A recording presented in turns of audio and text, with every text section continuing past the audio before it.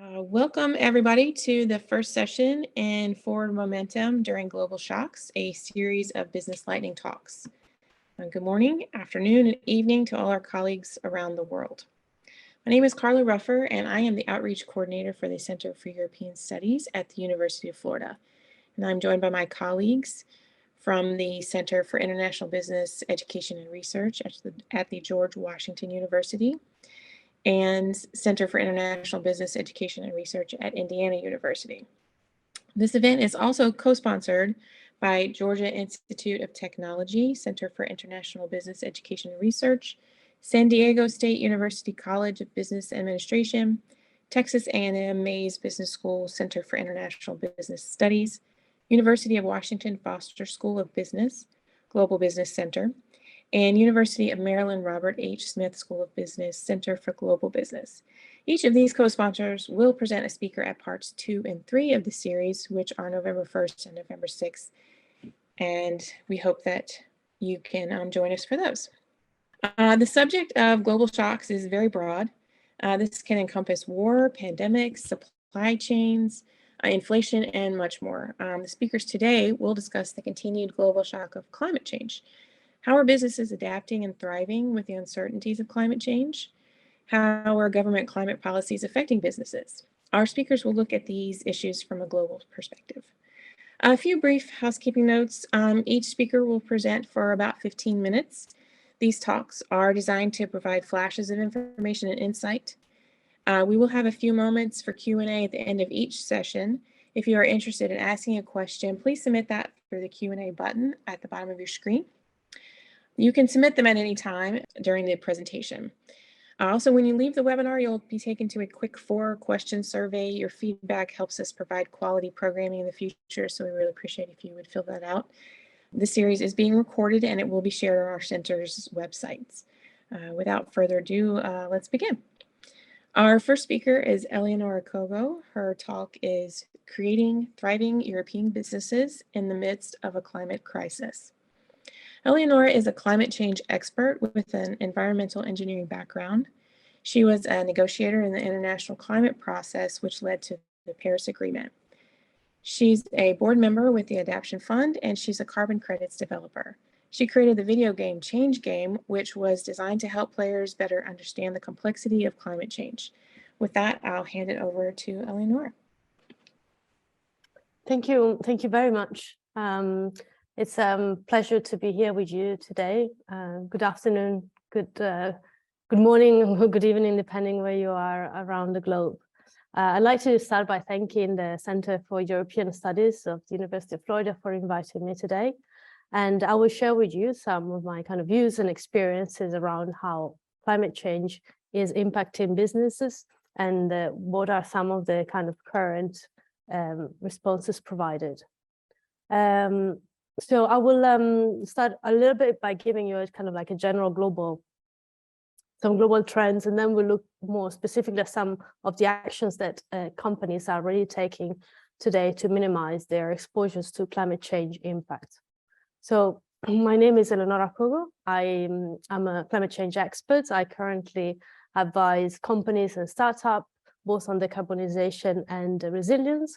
I'm an environmental engineer by background, and in the past I used to work as at the Euro-Mediterranean Center for Climate Change as a senior scientific manager in the Climate Simulation and Prediction Unit, and I've been a negotiator in the international climate change process for the European Union, where I was kind of negotiating specifically on the topic of adaptation and resilience, which is the one I will talk about today. You may be very familiar already with this kind of report that the World Economic Forum releases each year, specifically the Global Risk Report, which highlights the top risks that pose a threat to the world in the next decade. And I was kind of curious, I did this exercise, and because obviously today we're so kind of overwhelmed by what is happening with the global pandemic, the war, and all the consequences. And I was kind of curious to say, okay, before all of this happened, what were considered the kind of top risks? Were those actually risks that today we are currently discussing at the top of the report. So I went and had a look at, what were 3 years ago. And, the report had a slightly different configuration. They were highlighting the risk according to impact and likelihood. And so, interestingly enough, the risk of the pandemic was there, perhaps maybe underestimated a little bit in terms of the impact, but it was there. There was talk, obviously, of military conflict, interstate conflict. There was actually mentioned the energy price shock, food crisis, all of those kind of risks were there. However, one thing that constantly feature on the top right of those reports is the environmental related risks. And still today, climate change, extreme events, failure to adapt and mitigate to climate change, biodiversity loss are risks that constantly feature at the top. And the reason is that they actually, although we may not be thinking about that on a daily basis, we obviously get to think about this whenever there is a particularly strong event, like a flooding event or like a hurricane or a particularly strong heat wave. But the truth is that actually those risks influence the likelihood and magnitude of a lot of other social and economic risks. For example, imagine like social instability or financial risks.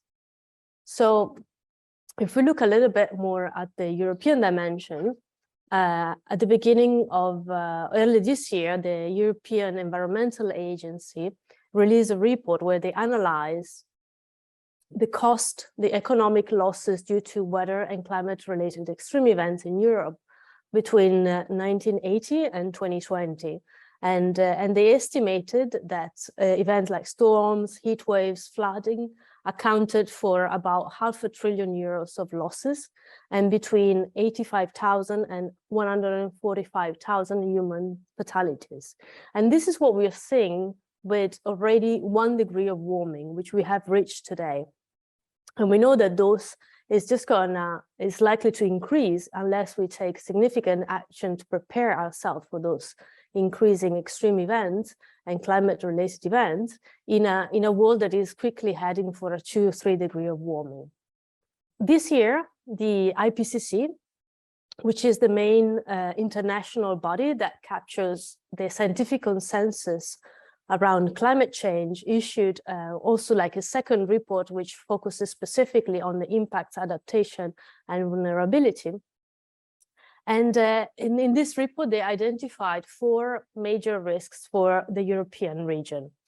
The first risk is related to mortality due to heat.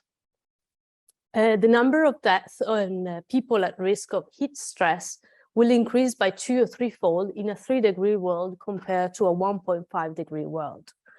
And we have already seen over the last summer, for example, where, in the European region, we had some really severe heat waves that just in the month of July, this caused an excess mortality of around 53,000 more deaths than compared to the month of July and the monthly average between 2016 and 2019. The second risk highlighted has to do with heat and drought stress to crops. This is going to lead and is already kind of leading to significant agricultural production losses. The third risk, which is highlighted by the IPCC for the European region, is related to water scarcity. This is going to be a particularly significant issue in the southern region of Europe, with significant losses for any kind of sector related to water, for example, the energy sector, obviously the agricultural sector, but also the tourism sector and many industrial sector. And also this summer, we have kind of witnessed firsthand what some of those kind of significant losses related to the kind of probably, I mean, we'll still have to see exactly when all the data will come in, but what is considered to be potentially one of the worst water shortage on record in some parts of Europe. And the fourth risk is related to flooding and sea level rise. This image in particular comes from the catastrophic floods that happened last year. You might remember in some parts of Germany and Belgium. And there were over 230 victims and estimated over 20 billion of damages. We know that the IPCC says that, you know, the damage and people affected by precipitation and river flooding is expected to double in a 3-degree world, with coastal flood damage projected to increase by at least tenfold by the end of the century. So many businesses are already experiencing the impacts of climate change today, and those and the magnitude of those impacts is projected to increase in the future. So how are actually businesses responding, preparing for this? The European Central Bank conducts every year a survey with some large and mainly multinational companies, where they ask them what they expect, how they expect climate change to impact on their business. And in the report that the results that they shared earlier this year, it came out that about 90% of the respondents agree that climate change will require investments in new facilities or processes and changes in their supply chain. And a similar number of respondents agree that this will make inputs more expensive. About 3/4 of the companies agree that insurance costs would rise due to climate change, and that there would be an increased risk of interruption on production. And finally, only 1/3 of the respondents expected that their firm would have to relocate operations due to climate change. What is interesting out of those kind of reports is that it does show that climate change impacts are becoming a growing concern for companies, but still to a less extent than, for example, risk associated with the transition to net zero emissions. So how can companies kind of remain competitive and be ready to kind of withstand the challenges posed by climate change and continue to operate successfully and create a thriving business in a changing climate? So I'm going to present to you 4 simple steps that any organizations, regardless the sector in which you're in or the size of the business, can take to increase their adaptive capacity and resilience to the impacts of climate change. We'll look at risk awareness, risk assessment, managing obviously the risk, and finally looking at opportunities. So in terms of risk awareness, it's really, this is the most fundamental and basic steps that any organization should take, which is to build awareness within the organization at all levels, so that there is a common basis of understanding about the risk associated with extreme weather and impacts of climate change. In terms of risk assessment, here it's really fundamental that to gain an understanding of which are the risks that are going to affect your business and how.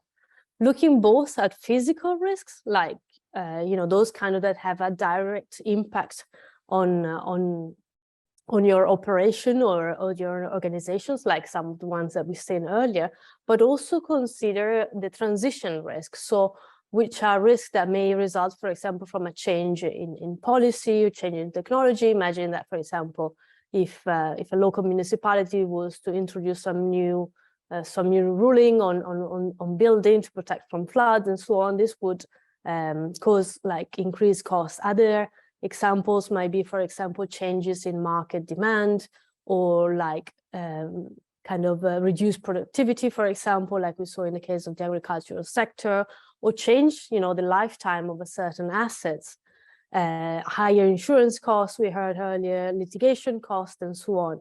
Important to look both at impacts that would be direct on your organization, but also indirect impacts, and really assess and evaluate those climate-related risks throughout the value chain. And today there are also like a lot of really predictive tools that make this kind of assessment much cheaper and much more immediate, and kind of allow a kind of like real-time monitoring on what is happening and allow for better planning and planification. The third step is around, once you know you have identified the risk, you know, identify what are the options and measures and, prioritize which one you can take and integrate them in the wider risk management system of your organizations. So for example, you might establish a clear response and recovery plan that can help you, for example, after like a flooding event or after like a hurricane, help you plan and absorb the shocks and return to normal operation as quickly as possible. Or, for example, take actions to diversify your supply chain to kind of avoid like a total disruption. A few years ago, for example, we were working with an organization, it was a large food company, and they were very dependent on one key ingredient that they were sourcing from one country. And they did not realize how vulnerable they were until effectively 1 year there was a late spring frost which completely decimated the production of this crop, and then since then they kind of took actions to kind of diversify globally their productions to kind of avoid this kind of disruption. A second point here that I'd like to mention is the importance of having also clear metrics and targets that can help you illustrate and track your organization progress and improvements and adjust over time. And finally, the importance of proactively communicate with supplier, customers, employees, and the community in where you operate, and disclose also to investors, so that establish like a common understanding and minimize also reputational damage. And finally, last point on, it's not just about risk, but it's also opportunities. This also creates opportunity to think about, okay, what kind of new products or new services you could offer to support like your customers, other businesses or government in this transformation, for example. Consider if this might lead, for example, to the creation of new business model and opportunity to enter new markets.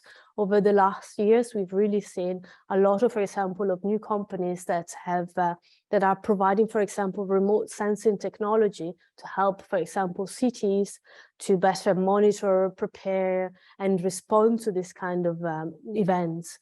So it's really important here to think also in terms of, how can you create, for example, new value for society, for nature, so that support like the general achievement of sustainable development goal.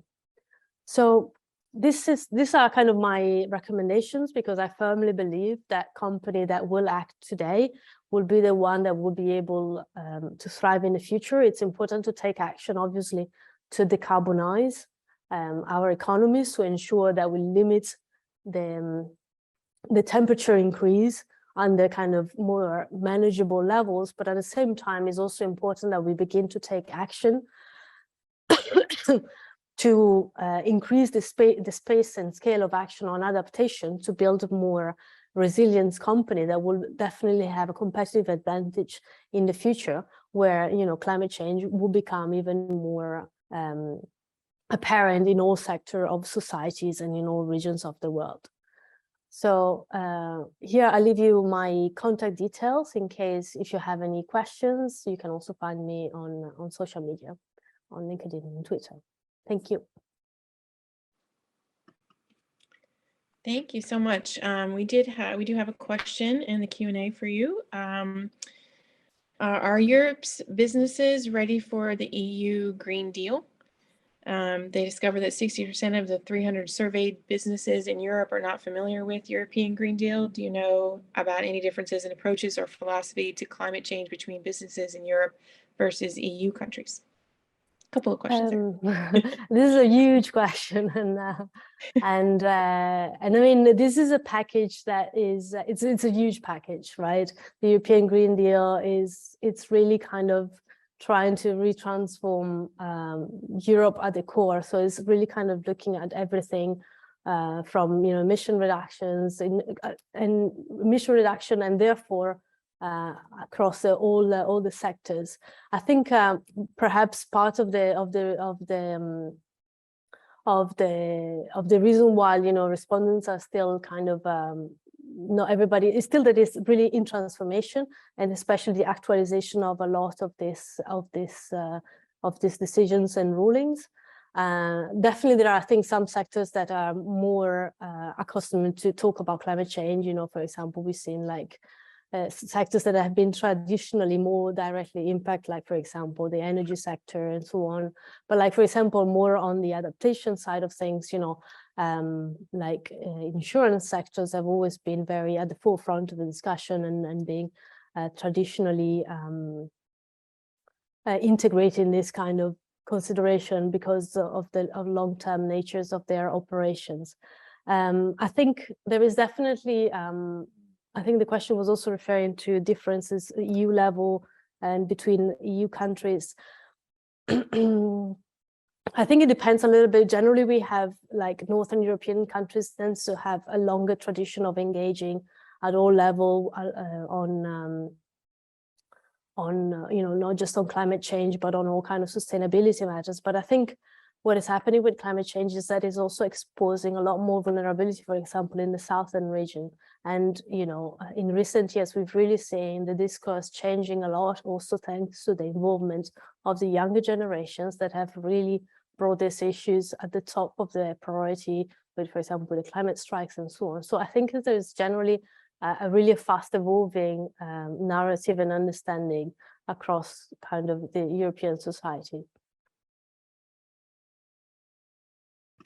Thank you so much. I think we are going to go ahead and move on since we had such a robust question there for you. Thank you so much for your presentation. We really appreciate it, Eleonora. Our next speaker is Kelley Eskew, who is a clinical professor of business law and ethics in the Kelley School of Business at Indiana University. Her talk is Corporate Boards, Climate, and the SEC Disclosure Rules. Professor Eskew currently teaches business and human rights, sustainability law and policy, and more at IU Bloomington. An attorney, Professor Eskew started her law career with 10 years in private practice. She then served as in-house counsel to IU Health, managing malpractice and employment litigation. The year prior to joining the Kelley faculty, she worked at the ACLU and litigated civil rights cases. And she had the privilege of representing clients in 2 of Indiana's marriage equality cases. With that, I will hand it over to Professor Eskew. Thank you very much. It's such a pleasure to be with you. I'm going to go ahead and share my screen. Set this up like that. Okay, great. I appreciate the invitation to be with you all. I really enjoyed Eleonora's presentation, and I think we have some overlap in talking about the ways that businesses can be proactive in meeting climate risk. And so I want to talk to you today about what we see around the impending SEC disclosure rules and what corporate boards will be required to do and what they can do now to meet the moment.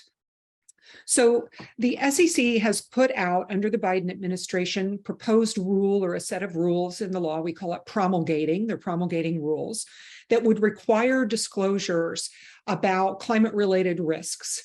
So it would be a required disclosure on the company's Form 10-K. I'm not an expert in these, about their governance, risk management, climate-related risks, targets and commitments, and it also will require some level of board expertise. And this is really important. The Climate Disclosure Project has reported that investors with $130 trillion in assets under management have requested that companies disclose climate risk. So even though the SEC disclosure rules are coming, and I think they're going to be mandatory, the full scope still remains to be seen. The comment period closed in June, but remains open through December, which is a little hard to explain. With or without the SEC disclosure rules, investors are looking for companies to be very on top of their material risks from climate and on their education around these issues. So in short, they'll have to disclose climate-related risks that are reasonably likely to have a material impact on the business, to include a financial impact of climate assessment in audited statements that are filed, and potentially to have to measure scope 3 emissions. So just a quick reminder, scope 1 emissions are the ones that a company generates from its own buildings, its own vehicles. Scope 2 is what they buy from Duke Energy or their utility company. And scope 3 is where everything else is happening. It's generally more than 90% of a company's greenhouse gas emissions. And it includes all of these upstream activities, all of the greenhouse gas emissions from everything that comes into the business to help it create its goods or services, and all the downstream, all the emissions that are created downstream of the creation of that good or service. That's shorthand. What do directors need to do to prepare? So before ESG, environmental social governance, or triple bottom line, which people don't use as much, but I prefer, became a household term, it was really tempting to dismiss the increasing demands of investors for this kind of information. But today, most directors realize that whether they're interested in it or not, there's no industry or company that's immune. So we used to think, oh, that would really impact maybe an insurance company, or that might really, climate might be a real impact for a company in the extractive industries engaged in mining or minerals. But now it's very, very broad. And think about insurance companies, think about commercial real estate. How are those companies doing right now in assessing their climate risk? We can look at what just happened and is continuing to happen with the Hurricane Ian impacts down in Florida. Those businesses really need to be planning and talking about with their investors what their planning is when these extreme weather events, which we are seeing happen more often, come along.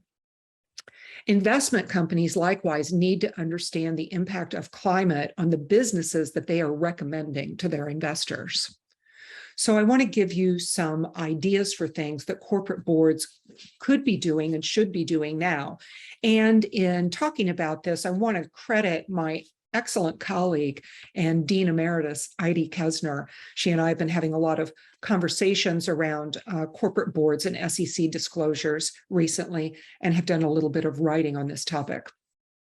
So first, I think boards need to establish an annual expectation that individual board members are going to get some education around this and provide those educational opportunities. So board members often can draw upon a pretty generous pool of money to go out and attend conferences and do other educational programming. They should be encouraged to do this within the sphere of environment and climate. I would encourage at least one or more members of a board to seek out these types of educational opportunities so that they become very well versed in climate and environmental risks, and they can then come back and educate other members of the board around it. So my next suggestion would be that they create easy ways for directors to debrief on the education that they've received, to share information. It's surprising how often directors attend training sessions, and yet the company has no formal mechanism that allows them to share out what they've learned, or even whether the educational experience was valuable. If it wasn't valuable, others need to know that so that you don't waste time and resources. But if it was helpful, there needs to be a formal mechanism for getting that information to their fellow board members, so that there is more dissemination of that learning. So setting aside this idea of individual training, you need to assess your whole board. So skills assessments are common, and these are done by boards to ensure that their board well represents the skills necessary for that particular business's operations. A skills assessment around environment would be particularly useful to make sure that when the SEC is asking questions about board competencies, you're prepared to answer them. You understand where your gaps in knowledge are, and you can work to bring people up to speed. But in addition to educating individual board members who may be interested or well-suited to go and pursue greater understanding of education or of climate risk and environmental risk, you might just want to add somebody to your board that has expertise in these areas. The next time you have an open slot, go out and find somebody who's worked in the utilities industry. Go out and find somebody who's worked in environmental science or who's worked with the Department of Defense. The Department of Defense just released its first real climate risk assessment last year. The DoD is paying attention. Go out and recruit somebody who's worked with the UNFCCC on these types of things. Add that expertise to your board in the form of one individual. If I get signed up for another listserv, I think I will lose my mind. Listservs I find are particularly unhelpful. It's essentially just a group email, which promotes a lot of reply alling, which should just be banned. That whole feature should be taken off email. But what I do like are those email digests that I get in the mornings. So I'm sure you do the same. I get an email digest from Wall Street Journal, Washington Post, New York Times, but also Bloomberg Green is really good. Leo, I'm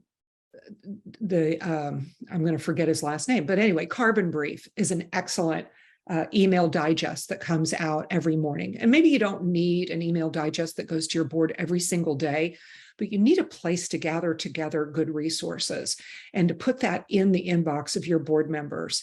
So I might quickly go through the Carbon Brief and see if there's anything particularly relevant to my teaching. If so, I would stop and read those articles, or at least keep a browser window open so I could go back and read them when I have more time after my morning coffee. But I think that is a great way to make sure that the board is up to date. Someone within the corporation is doing that work of curating information to share. Bring experts in. It's very common that at a board meeting or a board retreat that a number of speakers will be brought in to speak to the board. So make sure that some of those speakers are coming in to talk about climate-related disclosures. Dean Kesner, Professor Kesner, serves on the board of a company in the plastics industry, and they bring in folks to talk about sustainability-related issues all the time. And you can imagine how those things are related and how important that would be to that board. She serves on the board of an insurance company. You can imagine how important it would be to hear about extreme weather events and climate risk and predictions for upcoming weather events and costs associated with those events. So bring in experts to talk about climate, to educate them on the history of climate science, which goes back to the 19th century, so that they can speak to it in a really elevated way that shows that they understand when we first started to understand climate risk, what has been done about it, some of the ways that corporations have acted proactively, some of the ways that they have been complicit in our failure to respond adequately, and what companies are doing going forward. This needs to be part of the standing reports process. It would be very common for a board to have legal counsel come in and give a report on pending litigation, resolved suits, upcoming regulation that the counsel's office might be tracking, et cetera.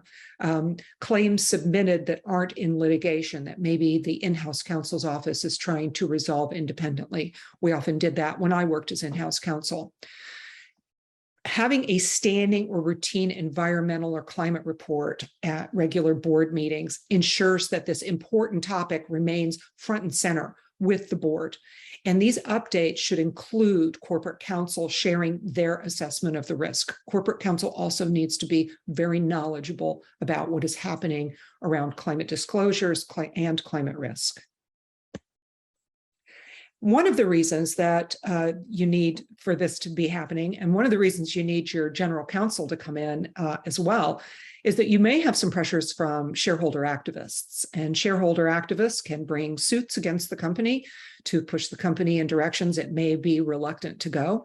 But shareholder activists can have a huge impact. So last year, I think it was May 2021, an activist investor, a hedge fund called Engine One, successfully waged a battle to install 3 new directors on the board of ExxonMobil. And all of these installed experts were climate activists. Now, this tiny firm would not have been able to successfully win this battle and put those 3 climate activists on the Exxon board, except for an unusual twist in the story.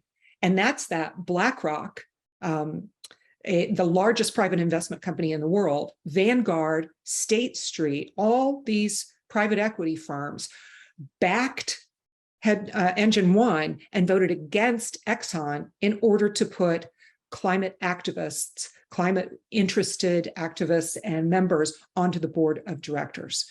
So this is something investors are asking for. I'll relate to you a short story, which is that my students and I worked with the IU, Indiana University Environmental Resilience Institute 2 years ago. At the time, its director was Janet McCabe, who's now deputy director of the EPA. It continues under great leadership, but Janet asked my students to go out and conduct interviews and write case stories about publicly traded companies with a large Indiana presence or Indiana-based businesses, which were generally private. And we went out and we worked with 11 companies to do a case study on what they're doing around climate risk. And the publicly traded companies related to me, we want to work with you, we love to work with your students, but we're a little nervous because if this case study becomes public information and our investors see it and they don't think we're doing enough, it can hurt us. So even without the pressure of SEC disclosure rules, publicly traded companies on the stock market are paying attention to what's going on with climate because their investors are demanding that they do. So these advice, these 10 tips are useful regardless of whether or not the SEC brings its full weight to bear. Make sure you understand who is doing the environment and climate oversight for the company. Boards have committees. Do you need a new committee that's going to be in charge of this? A bunch of like-minded or interested board members that get together and bring in the experts they need to manage these risks and to formulate very good questions for the various members of the corporate team that are going to come in and report to them. Can you parcel this out to some existing committees like your risk committee, your audit committee? Potentially. You need to assess whether or not, as a board, as a company, what your climate risks are and how vast they are. Not all companies have extreme climate risks, but some certainly do. And so that assessment's super important. Conduct tabletop exercises. In other words, war game this stuff periodically. It is very typical these days for boards to do tabletop exercises on cybersecurity. This is one of the hugest risks they face. There's been a cybersecurity breach of some kind, and the board goes through an exercise. What are we going to do first, second, third? How are we going to communicate with the media? Who are we going to call in? How are we going to protect data? How are we going to analyze what the damage is? How are we going to engage with internal and external counsel, et cetera? Do the same thing with climate scenarios that are relevant to your business operations. And encourage the company to prepare an annual report. So if I go to the websites of most major companies, there's a tab at the top that says sustainability. I can click on that and get the sustainability report. Companies need to make sure that that sustainability report is not greenwashing, because climate has gone from being what's considered a non-market risk to being a material risk to companies. And if investors are reading your sustainability reports and they're just beautifully produced greenwashing, and what you have in there is not true, it's not relevant, or it's not actually being enacted, that could form the basis for a lawsuit against the company by investors. And we have seen successful lawsuits of that nature happening in other countries around the world, particularly in the EU. It is possible that it can happen here. It is possible that those cases can be brought in state or federal court. And so it's very important to be preparing the report, but also that the board be involved in reading it, asking questions, providing feedback, and making sure that it is an honest assessment and that it is used to catalyze energy in the company around climate response and climate action. And those are my 10 tips. So I'll stop there and see if there are any questions. I appreciate your attention. Thank you so much for that presentation. That was very interesting. Appreciate that. Great. We do have a question. Are the rules that demand the disclosures part of the return to the Paris agreements, or are they part of some other action? Well, a lot of things are tied directly to the Paris Agreement. And I just was talking about, but I wouldn't say, the short answer, I wouldn't say that the SEC disclosure rules are necessarily tied to the Paris Agreement. I think they are more tied to this administration's absolute commitment to respond to climate. And it's important that the United States be at the forefront of doing this, because the United States cannot be a leader at the Conference of Parties, the UNFCCC, the United Nations Framework Convention on Climate Change Conference of Parties that meet annually to negotiate on climate. The United States cannot be a leader if we're not accomplishing climate related initiatives at home. So the Biden administration, coming out of the Trump administration's withdrawal from the Paris Climate Agreement, came roaring back in with the Inflation Reduction Act. We see the largest package of climate-related activities by any government. It's not enough, but it's a good start. We also see some from the bipartisan infrastructure bill that was passed last year. SEC disclosure rules are part of the Biden administration's whole administration approach. So every single executive department in the Biden administration is working towards environmental justice initiatives, towards climate initiatives. And so the administration's really infused that throughout.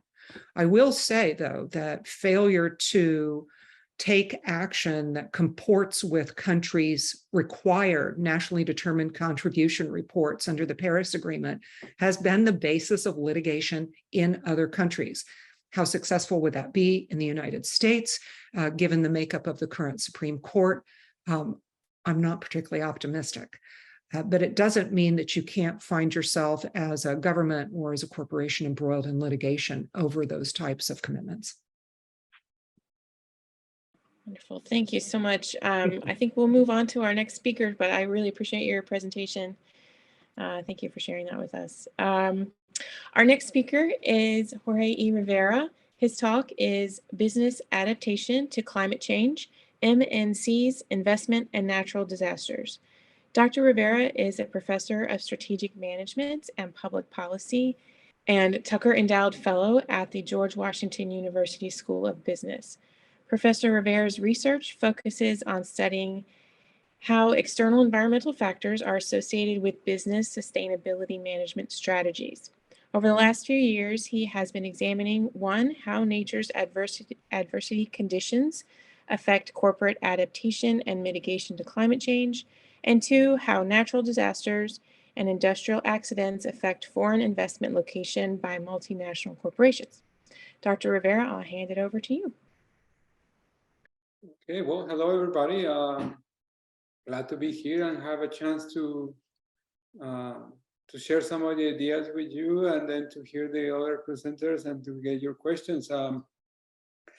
What I'm going to talk about is mostly focus on disaster. This comes from a book that we recently published. I'm just going to share two slides.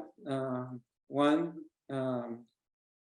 here, let me go this. One is a commercial for my book, and the book that we did with three of my colleagues. Just tell you a little bit about the book as an entryway to the presentation. No? So this book we published in April is product of research we've done over the last 5 years. But an interesting aspect of the book is the book was initially set up to be titled Business Responses to Climate Change. And the idea was that we were gonna look at business mitigation strategies, meaning strategies that are aimed towards reducing greenhouse gases and attack the main causes of climate change, and also to look at adaptation, how companies respond to the adversity being created by different climate-related adversity. This book focuses on using large data sets, and we didn't find much climate change mitigation. Companies talk a great deal about it, and yes, there is exemplary examples of mitigation, but when you look at the overall trends of industries in a large data set, what you see is that it's actually very tiny little mitigation. Most companies actually are not engaged in mitigation, except if it's an indirect result of other activities like energy efficiency programs. So we have to change the title of the book because most of what we found in our large data set analysis involve strategies that they adopt to adapt to climate change.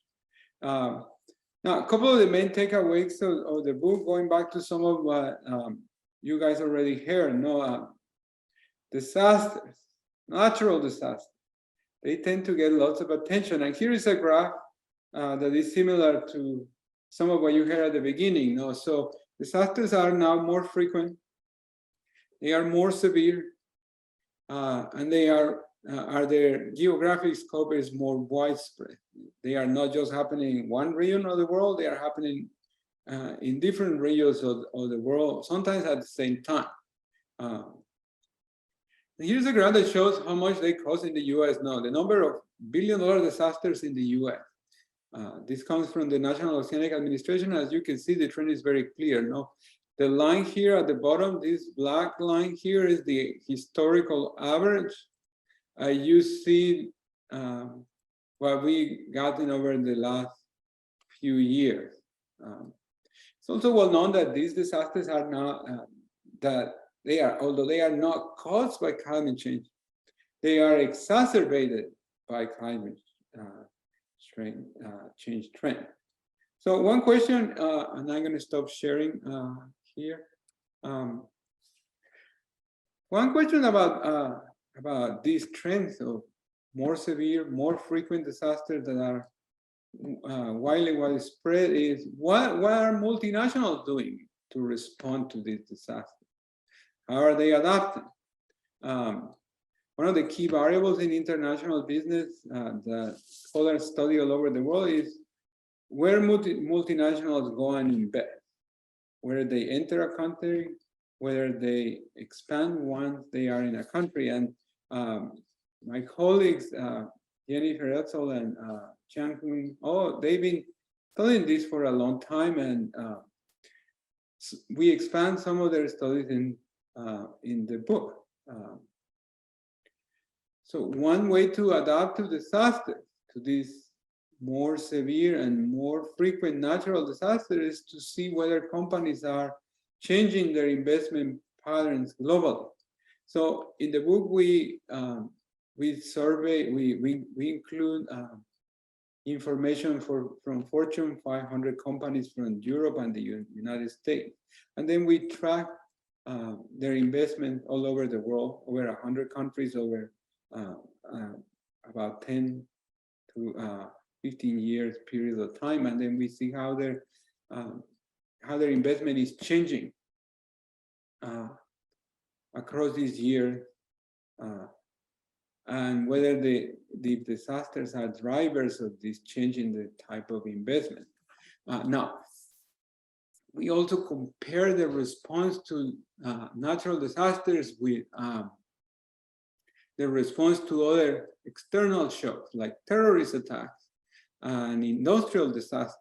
And an interesting piece of information is that the number of people that die from natural disasters is on average, about 200 times more than the number of people that die from terrorist attacks.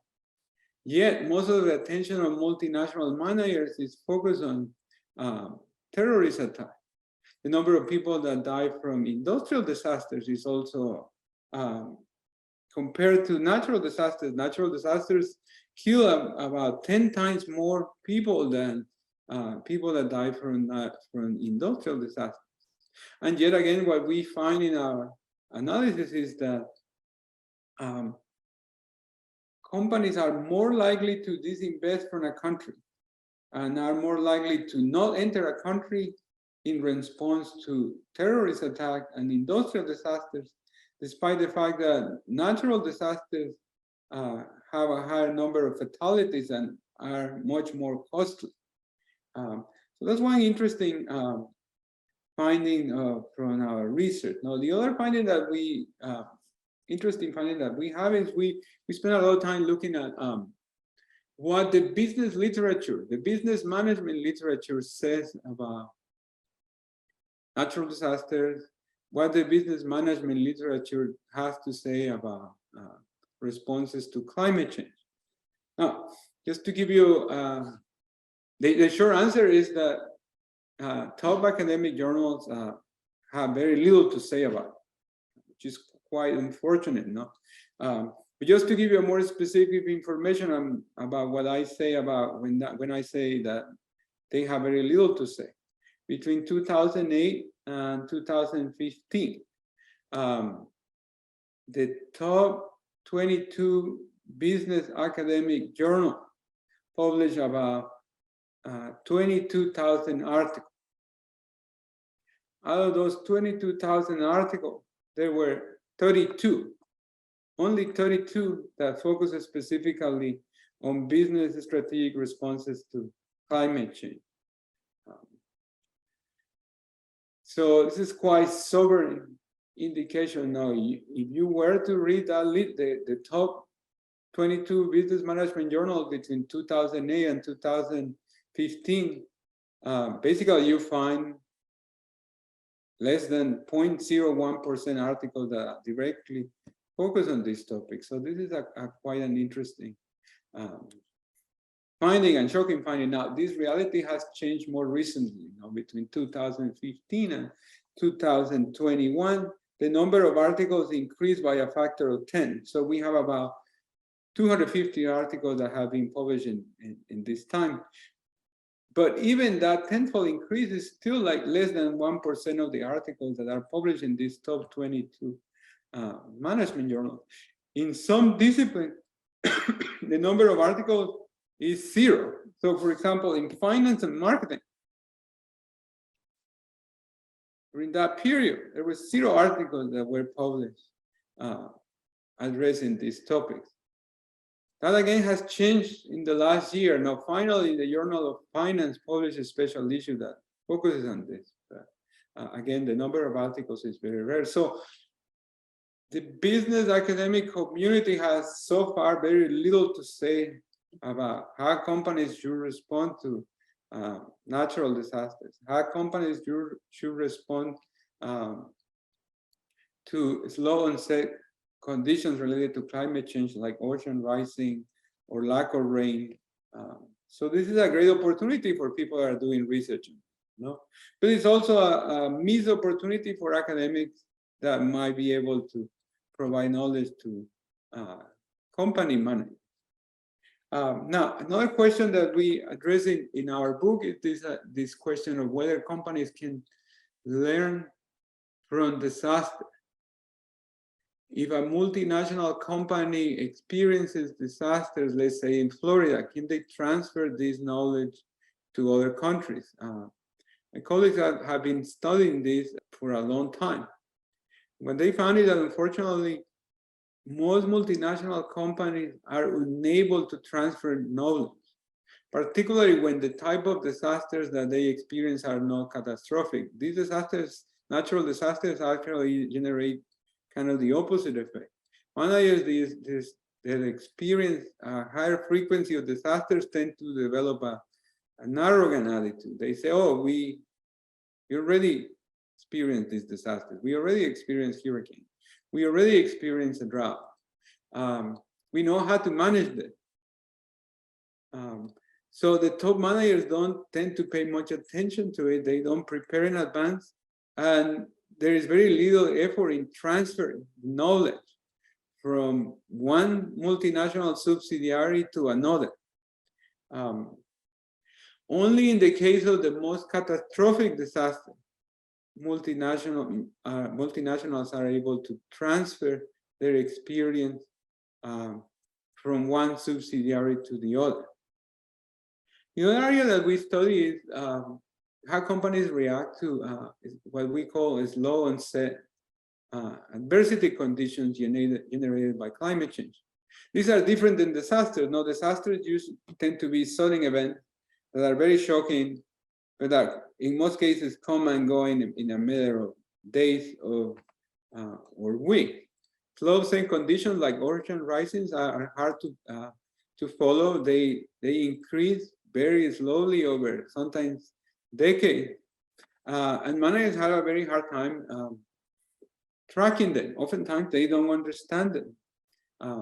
So what we found in our studies is that most companies are insensitive to these slow and safe conditions. They tend to pay attention to the uncertainty on the conditions in vulnerable industries like agriculture, tourism, travel, transportation. But once you move outside the most vulnerable industries to small changes in temperature or rain or ocean rising level, you see very, very little attention is being paid to this condition. When attention is paid, most of the attention is paid to the variability of these slow and safe conditions like ocean rise.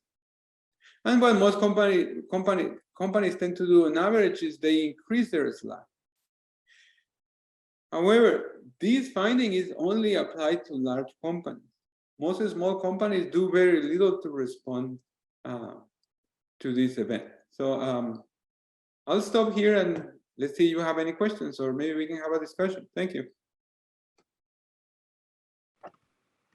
Thank you so much for your presentation. Appreciate that. We do have a few more moments. If anyone has any questions, you can place that in the Q&A. Or if any of our panelists have any questions, I would love to hear from you. I had one curiosity I was interested in regards to you're saying the percentages of articles in journals related to natural disasters and climate change. Is there any way to tell that if more articles are being submitted and not being accepted because of the focus of the journal itself, or if people are just not potentially researching in that field? Well, I think it's a combination. It's a combination. No, I mentioned this is the top 22 business academic journal. No, there is hundreds of business academic journals, but some in the most premier journals, you know, are listed in some different ranking lists. Let's say the Financial Times 50 journal. No, these studies are even this criteria was even more stringent. No, the top 22. Very few is published. The editors of these journals talk a great deal about the importance of grand challenges, but very few articles get published there. What are the reasons is hard to tell. Part of it is probably bias against publishing against this topic. There is this idea that, and you still hear it sometimes, that this is a phenomenon, that it's going to pass. And studying it doesn't contribute to theory. So it might be important now, but we are in the business of developing theory. And because we are in the business of developing theory, we're not going to pay attention to a phenomenon that might disappear.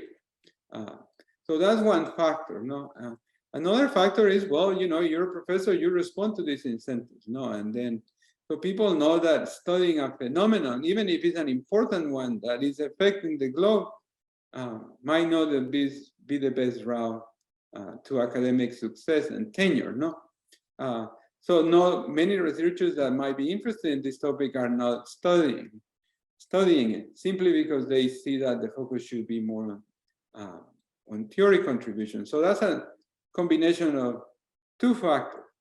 Now, remember that I also said that this trend has changed. No, it's still very small, but the number of articles increased about tenfold over between 2015 and 2022, but it's still just about 200 articles out of about 25,000. So you do the math, that's like 0.02% or 0.01%. Well, thank you so much again. We are out of our scheduled time. So I do just want to extend a heartfelt thank you as do all my colleagues, to the audience for joining us, to our speakers for sharing their expertise, and to the U.S. Department of Education. We're especially grateful for them because without Title VI funding for National Resource Centers and Centers for International Business Education and Research, we would be unable to present this program to you. Again, please join us on November 1st and December 6th for parts 2 and 3 of our Forward Momentum During Global Shocks, a series of business lightning talks. Thank you all very much and have a good rest of your morning, afternoon, or evening. Thank you Thank on you. behalf of all of us. Okay, Thanks. goodbye.